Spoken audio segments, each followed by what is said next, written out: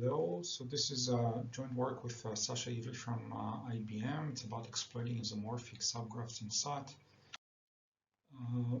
The story actually begins with a very old work of mine from almost 20 years ago called closed replication that back then was done on the GRASP SAT solver. For those of you who remember that there was such a solver, and it was dedicated to bounded model checking formulas. The idea is to enhance learning with extra clauses, like in addition to the clause that you normally learn in the SAT solver, you learn additional clauses that you learn based on the regular structure of BMC formulas, specifically based on the transition relation. We'll show this in the next slide. At the time, this technique indeed showed some benefit. Well, first of all, the SAT solvers of today are not the SAT solvers of 20 years ago. And also, what we show in this work is that we show that this property of the ability to find structure in the formula in order to learn additional clauses exists actually in many problem domains. We were surprised to actually see that almost everywhere we looked, almost at any canonical problem that we looked, this property exists and therefore can be exploited. So I will show two examples of these type of problems. Then on the theory side, I will show that it can actually be seen as a natural extension of a technique called dynamic symmetry handling that received some attention in the last few years. And in the end, I will show some experiments that we did with this technique on some of the problem domains. So for the case of bounded model checking, all of you probably know the structure of the formula. You can see, so you have the initial state, then you have the transition relation k times and the negation of the property.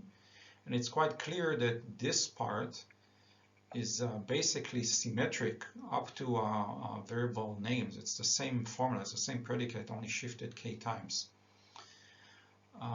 So this property can be exploited. This, by the way, this type of symmetry, it's called gliding symmetry by mathematicians that study symmetry. So this type of gliding symmetry can be exploited. So for example, suppose that each basket here represents the clauses that are associated with the transition relation. In this case, the first one is from step 0 to 1. This is from 1 to 2 and so forth.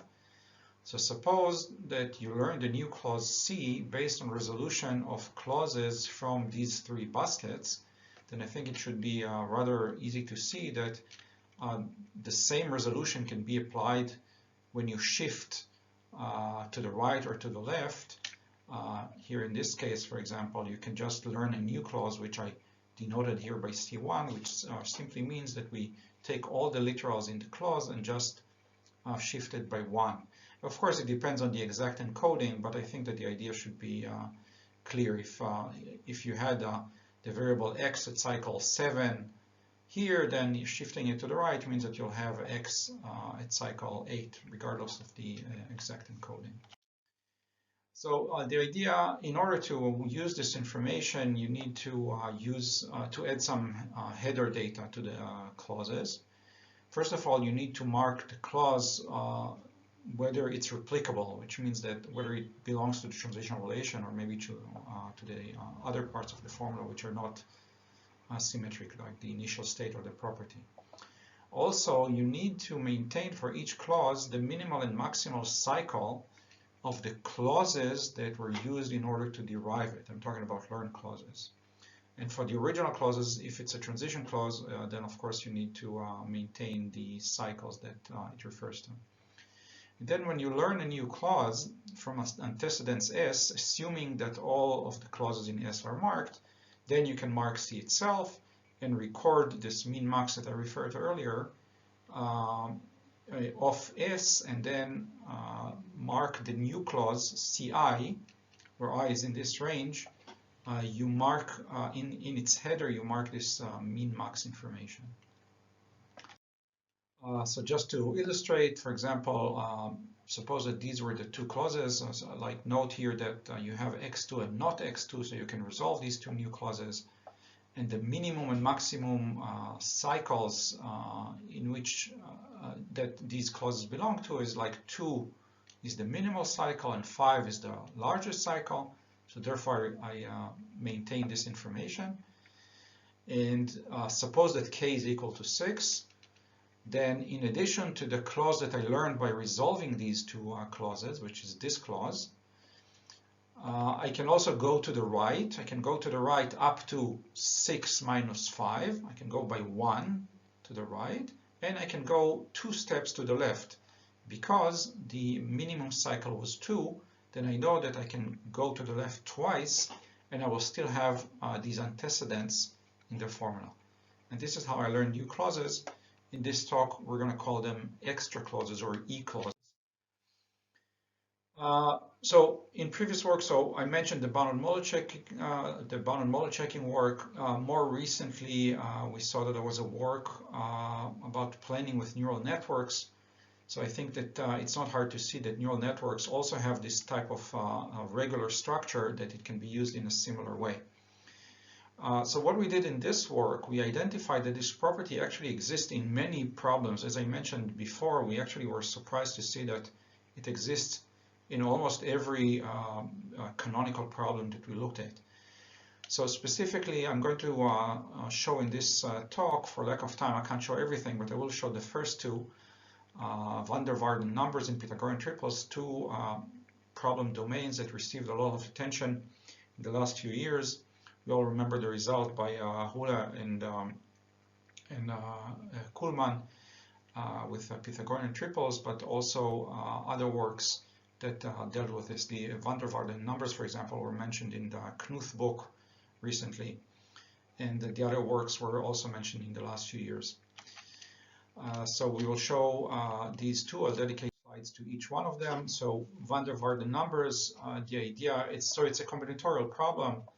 The van der Waals number W of k is the smallest integer n, such that every 2 coloring of 1 to n has a monochromatic arithmetic progression of length k. Okay, so maybe it's a little bit hard to digest, but read it at your free time. The idea, so just to illustrate, so for example, we have n equal to 9. So this is in some sense a bed coloring. What do I mean by this? Bed coloring for k equal to 3, because we see that we have an arithmetic progression with gap of 2 of size 3. So this is not allowed. Okay, so the question is whether this is true for any coloring, that I will have every 2 coloring of these 9 slots, whether we will always have an arithmetic progression of size 3 or more. By the way, here we have 2 such arithmetic progression, because this 1, 2, 3, this is also an arithmetic progression of size 3. So in this case, it can be shown that actually 9 is the right number, which means that there is no coloring that avoids this. If you want to see, like for example, for length 8, you can see that actually there is coloring that avoids a progression of size 3. So if you encode this problem with CNF, so in this case it's just for 2 colors. Van der Waals numbers are defined also for a larger number of colors, but it's not really necessary for our presentation. So we will just use a variable xi for I between 1 and n to indicate whether location I is with color 0 or 1.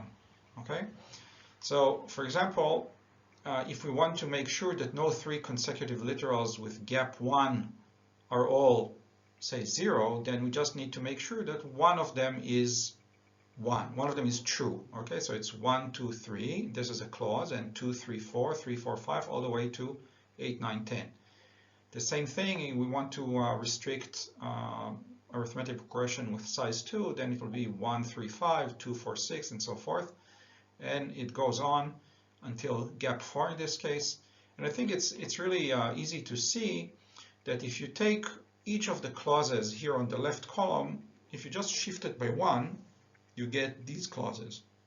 You shift it by 1 again, you get these clauses. So we have exactly the same type of gliding symmetry here, and this gliding symmetry can be exploited in a very similar way to what we did in Ballard model checking.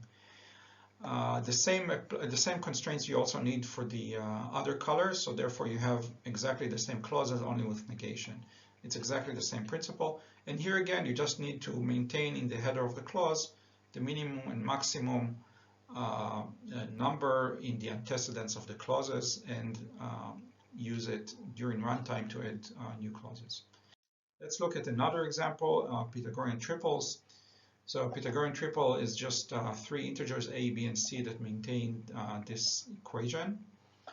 The question is, if we give you a natural number n, can you color it in two different colors or separate it into two sets, same thing, such that no set contains a Pythagorean triple?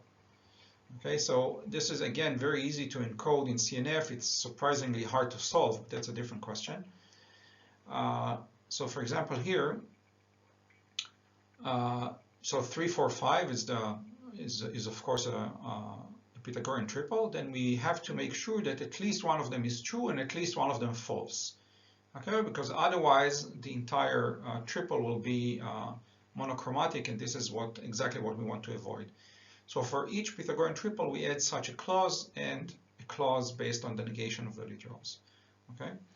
So where do we find this type of opportunity for replication, as we saw in the previous problem? So here it's a little bit different. Here we will get this replication based on the scaling of the triangles. So we know that if we have a clause referring to this triangle, then we're going to have a triangle also by multiplying all the literals by 2, by 3, all the way up to n. Okay. So again, we can exploit this information in a similar way. So when we want to go left, which means that we learned the clause, and now we want to learn something else by making the literals smaller. So what we need to do is look at the common divisor of all the antecedents. If we find a common divisor, then we know that all the clauses that are necessary in order to derive the smaller clause exist in the formula. And the same thing, well, the other way, going to the right, we can just multiply c by a factor f, as long as we don't break the bound n, right? So f times max, where max is the maximal literal in the antecedents, is smaller or equal than n. Okay, so it's a similar principle, but here it's not exactly the same way in which we find those extra clauses. Here's by multiplication and not by addition, but the principle is really very similar. So now that I showed you that this property exists in many formulas, I'm going to present a theoretical framework that basically shows that this technique of replicated clauses is really just a natural extension, despite the fact it actually appeared earlier in the literature. It can be seen as an extension of recently published technique called dynamic symmetry handling. So in order to understand dynamic symmetry handling, I have to start with symmetry breaking, static symmetry breaking, which is a very old technique, like at least 25 years old. So probably all of you know about adding symmetry breaking constraints. I will talk about this in the next slide, how this is being done. And dynamic symmetry handling is a technique that was actually published in several articles in the last few years, that is based on the same information, on the same symmetry breaking information, but it is used during runtime in order to add e-clauses, exactly the same type of e-clauses that we added with what we called replicated clauses. So this is why I'm saying that it's a natural extension. So it's important to understand what this can do and what replicated clauses can do. So our technique of replicated clauses basically find e-clauses regardless of static symmetry, regardless of how symmetric the formula is. So it's not based on like shatter and break ID, it's based on other high-level properties of the formula. And we will show that it's based on, I mean, we choose to present this as a problem of finding isomorphic subgraphs, as I will show you soon.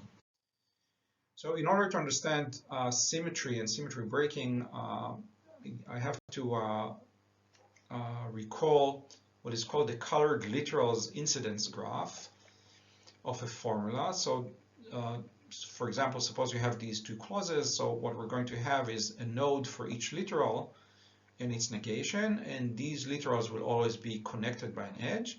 And then we have a node for each clause, and the clause is connected to its literals. Okay, so this is called the colored literals incidence graph, where the literals have a different color than the clause. Now, in order to find symmetry, we do the following. So look at the graph on the left and look at the formula on the right. So this graph represents this formula. The idea is that we have to find a Boolean consistent map between the nodes of this graph and other nodes in this graph, basically a map between the labels, such that after applying this map, we get back the original formula up to reordering of the clauses or reordering of the literals within the clauses. So for example, look at this map. So this is called orbit notation. So what it means is that we replace A with not A and not A with A, and replace B with not C and not C with B. And implicitly it also says, because the mapping has to be Boolean consistent, it also means that not B is replaced with C.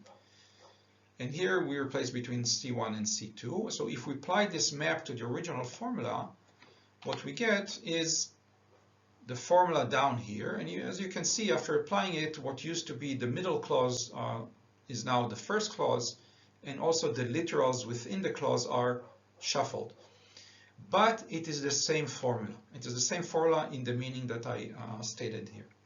Now, if we look at the graph, you will see that it's exactly the same graph. It's completely isomorphic to the first graph. The only difference is the labels. So like C1 here turned into C2, for example, and not A turned into A. And this is important. Why? Because if we look at a satisfying assignment to the formula, so a satisfying assignment, for example, this is a satisfying assignment. If we give exactly the same assignment to the same nodes, so it's exactly the same assignment here and here, what we know and what is guaranteed is that if the original assignment satisfied the formula, then also sigma of this formula also satisfies the formula. So we have the property that the map is such that every assignment that satisfies the formula, the mapping of the assignment also satisfies the formula. But since we only need one representative in order to maintain satisfiability, we can basically remove all but one assignment. And this is done by symmetry breaking constraints. Again, this is an old technology. You can see Crawford and its colleagues from a paper from '96. We'll not do this here. Now, a more modern use of the same information is called dynamic symmetry handling, used by several papers in the last few years. The idea is basically there's not going to be any symmetry breaking here. There's just going to be utilizing the same information in order to add e-clauses during runtime. So the idea is that suppose that we learned a new clause, C4 in this graph, then we know that there is a resolution derivation of C4 from this formula. But this also means that if we look at the mapping of this graph that we found based on symmetry, then by a similar resolution process, basically an isomorphic resolution process, we can also derive sigma of C4. But since sigma of phi is the same as phi, we saw it in a previous slide, then of course this also implies sigma of C4. And therefore, in addition to C4, we can learn a new clause, sigma of C4. So again, this does not break the symmetry. All solutions remain intact. But the mapping was built statically. It's basically, it's based on the same static symmetry breaking tool. It's based on break ID. that finds this information. It's only that it's being utilized in a different way. Another work that is worth mentioning is that so far I talked about information that can be gained from symmetry, which requires a mapping from the formula to itself. But sometimes it's actually a very typical case. There is a part of the formula which breaks the symmetry. So we actually cannot apply symmetry breaking to the formula. So suppose we have two parts of the formula, phi 1 and phi 2. Phi 1 prevents symmetry, or maybe prevents most of the symmetry, but there is still a mapping such that, so there's still a mapping between the second part of the formula and itself. Okay, so it doesn't apply to the entire formula. So the idea, so this concept of almost symmetry, it was also called in the literature weak symmetry. It was developed mostly in the CSP world, actually. So the idea is that if we learn the clause from phi 2, then we can also add the clause sigma of C. Right? This is, I think, quite a straightforward observation. But what we will see is that our work basically just suggests even a weaker condition. So here it's a weaker condition in order to derive a weaker E-clauses comparing to full symmetry. And our condition is going to be even weaker than that. And therefore, we can learn far many more E-clauses. To sum it up, so far, the difference between symmetry and almost symmetry. So symmetry, we saw that there is a static way to use it by adding symmetry breaking constraint. We saw the dynamic symmetry handling, and it was all based on finding a map such that sigma of phi is equal to phi. In almost symmetry, that is presented in this slide, it's only dynamic, and it's based on finding a map between the second part, like a part of the formula, to itself. What we will show later is that replicated clauses is even a weaker condition than this, but it will take a few slides to get there. So think of so now I'm getting at replicated clauses. So think of a resolution process. In this case, I mark the root clauses of the resolution with green font. And suppose that this is the incidence graph. So we are interested in only the subgraph of this graph that is directly related to this resolution. Okay, so the subgraph that is induced by the resolution process is, it corresponds to the root clauses here and the edges of the resolved variable. So I'm going to remove, for example, so I didn't mark it, but this is C1, this is C2, and this is C3. So C4 does not participate, so we'll remove it. And the idea is, and I think it's a very simple observation really, that regardless of the labels, you can imitate exactly the same resolution process. Okay, so basically if we had a resolution, if we find another subgraph that is isomorphic to this subgraph, then we can repeat the resolution and learn a new clause. Okay. Again, I think this is a simple observation. And the question is how to actually use it. So, well, I think that a very obvious question is like, so what, right? Because subgraph isomorphism is NP hard, and nobody's actually going to try to find isomorphic subgraphs during runtime. So the idea is that we can think of it this way, but in practice, we can find this information offline based on the high-level structure of the formula. And this is what we tried to show in earlier slides. So we look for formulas in which this property can be detected statically and then use it during runtime. This is basically what we did in the works that we mentioned.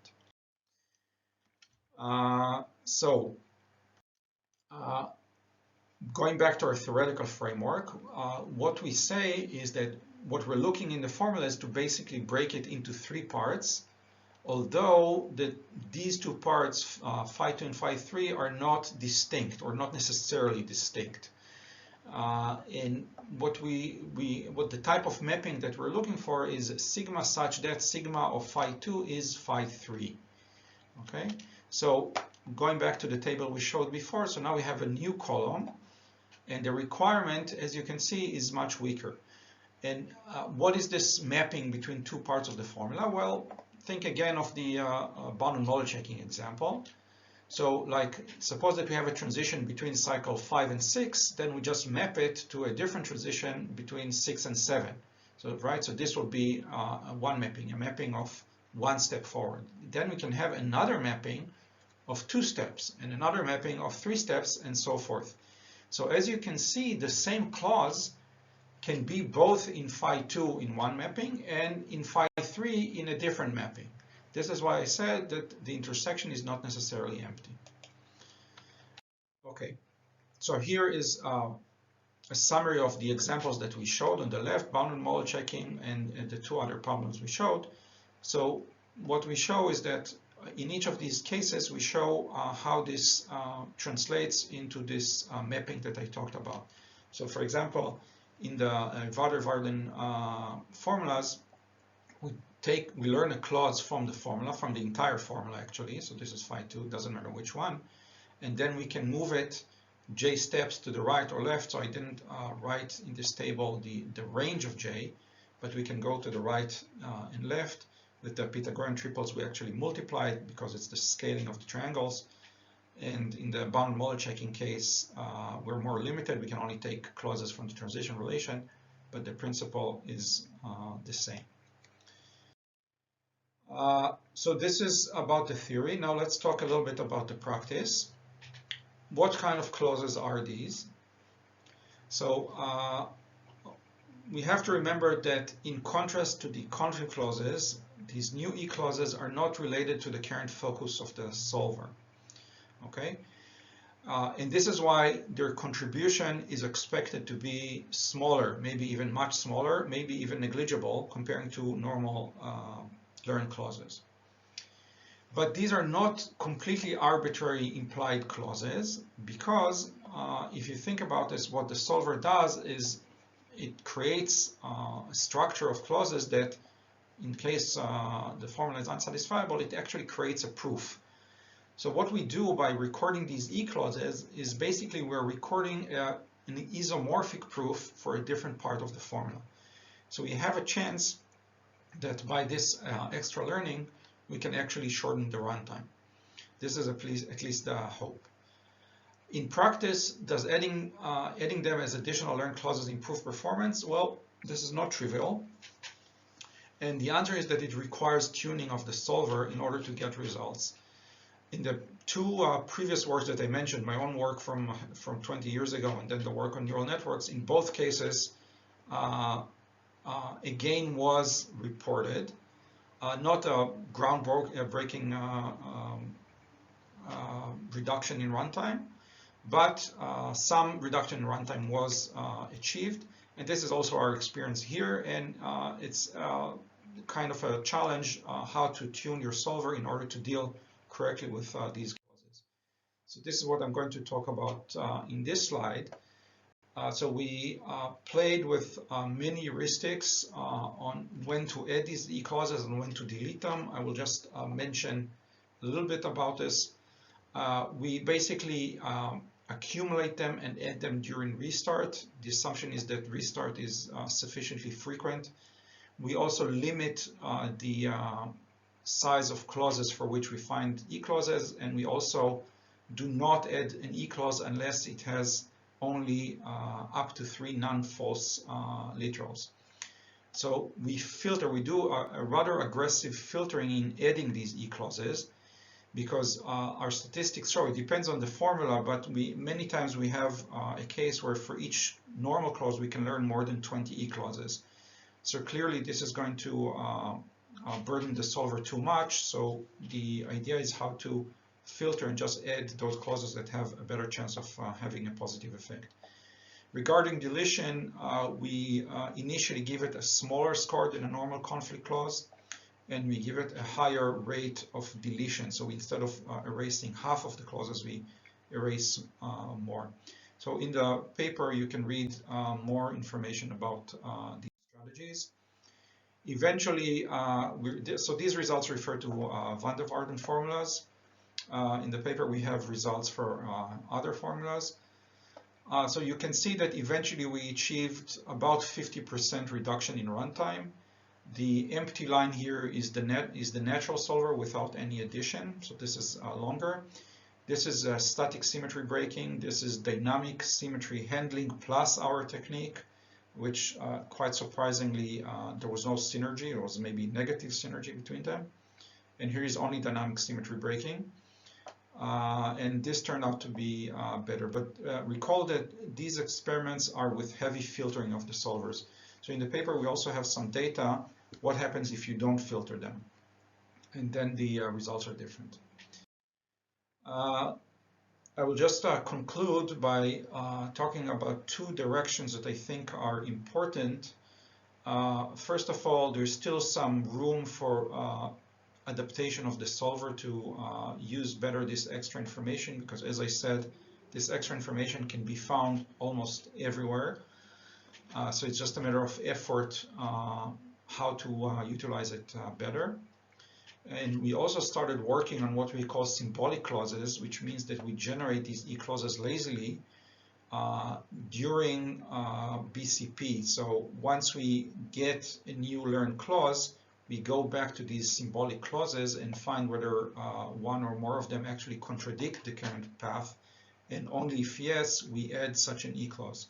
There are many, many technical details behind this, but this is something for future talk. Thank you.